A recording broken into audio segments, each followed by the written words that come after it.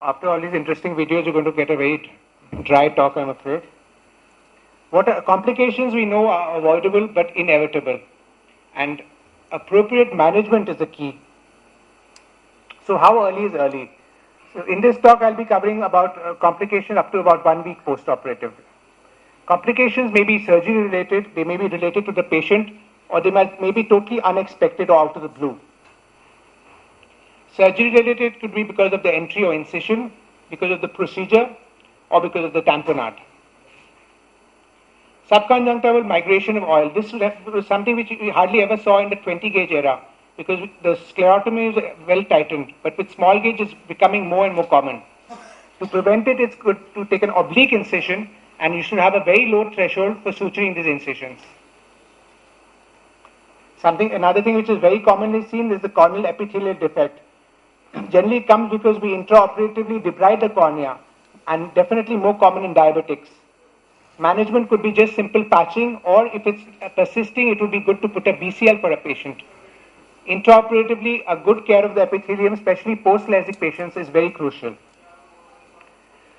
Anterior chamber may present with surprising contents on the first operative day. It may be a lot of fibrin, so we need to step up the steroid dose, but infection should always be kept at the back of the mind as a possibility. If there's a big hyphema, it may resolve on its own, or it may require an intervention in case it doesn't clear off. AC depth is something which we see quite often, where a shallow or flat AC is seen. And in case it's aphakic with oil, we must check the patency of the inferior PI. In pseudofakes, additional YAG PI or large YAG PI would help. It's very important that the YAG PIs we do in this case are very large and generous because they tend to get blocked very commonly. And in case it's an overfill of oil, we may need to go in again into the operation theatre and do a silicone oil tap. The lens also may present with surprises. The lens may get decentered. This could be because of the tamponade. And in cases with gas, it would just require strict prone positioning and to lower the pressure with drops or with Diamox, and this would solve the problem. In case of the crystalline lens, we may get lens opacification, which could be transient. And this could just be like feathering of the lens. And this is often seen after gas, and there's nothing to worry about. It clears off on its own. If it's related to a lens touch, which happened intraoperatively, we have to be more careful. And we should put this in the notes of the patient so that when he has cataract surgery in the future, you are quite aware of it, and the crystalline lens may drop during the surgery.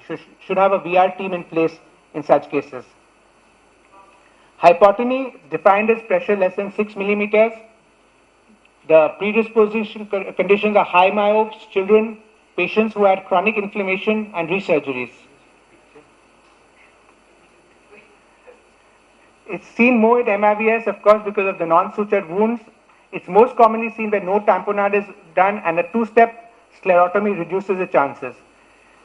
If we go through literature, in 23 gauge, around 3.3% of presented with hypotony normally settles in 10 days, and it was seen in majority of fluid-filled eyes. 25 gauge also, the literature is similar, 5.7%. Most common complications seen in patients who underwent 25 gauge vitrectomy, and more common in eyes with fluid. So sometimes you may even do a partial fluid air exchange just so that the sclerotomies are closed by the pressure of these, and you don't get a leakage. Choroidal detachment is also common, but nothing to worry about. It is self-resolving and was seen in around 4% of patients of this large series. Now we come to the extreme opposite problem, elevated IOP. It's a common early complication, especially after surgery for PVR.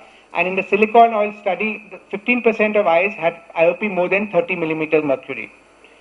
It most commonly is because of an open angle, which could be just because of decrease in the aqueous flow, because of inflammation, blood, or the angle may be closed because of the forward shift of the lens iris diaphragm, or because of choroidals.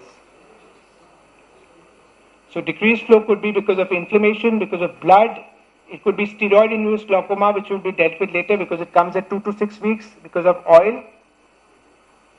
Or it could be angle closure because of a high buccal, excessive photocoagulation, or pupillary Brock due to the tamponade. Post-op bit heme after vitrectomy is also something which, like Dr. Charu said, the surgery for diabetes doesn't end at the end of the surgery. It may go on further also. So the incidence has been reported to be as high as 30 to 75%. And the causes could be some residual blood on the retinal surface which has not been cleared intraoperatively, or because of some blood which you left in the peripheral vitreous skirt. Other causes could be an inadvertent damage to the vessels, residual tissue, or persistent traction. So this is a complex case which we see with the fibrovascular prolif, and at day 5 has got some Wittham, and luckily this resolved on its own. How do we avoid this? So a lot of us are using pre and post-op Avastin. We must do a complete bimanual membrane dissection, a complete laser during the surgery, and of course the use of a long-acting gas tamponade also helps to prevent post-op bleeds. The most dreaded complication post-vitrectomy endophthalmitis, luckily it has a low incidence, but the diagnosis is difficult to make. This is because normally a patient after vitrectomy would present with quite a lot of pain and inflammation which would mask the symptoms. And we need to be very cautious, especially diabetic patients where the surgery has gone on for a long time, or combined cases. The way to find this out is because the anterior segment inflammation may be more severe than in a normal case. The hypopyon will be there which appears rapidly, and it doesn't clear up in a couple of days. And we should try to intervene early, or we may lose valuable time and may lose the eye as well. So eyes without tamponade, you can manage as a normal acute end-off case. With tamponade, you can do a vitreous lavage with antibiotics, or you can do a lavage and re-inject silicone oil in such cases. When the MIVS initially came out, there was a lot of literature, and the study from Will's eye shows there was 12 times higher incidence of end-off with 25 gauge compared to 20 gauge. But this is the year 2007, and now the latest, one of the later reports from the panophthalmic, this is ophthalmologists clubbed all that cases all over South America, and there were a total of about 35,000 patients, of which there were a large number in 20, 23 and 25 gauge, and they concluded that small gauge does not increase the incidence. So the literature now doesn't support that, and initially there was definitely more incidence, and there were certain theories proposed as to why this happens. One is that there is less vitreous gel which is removed in MIVS. So the residual vitreous skirt can facilitate the bacteria to adhere to it, and it protects the bacteria from the extraocular antibiotics.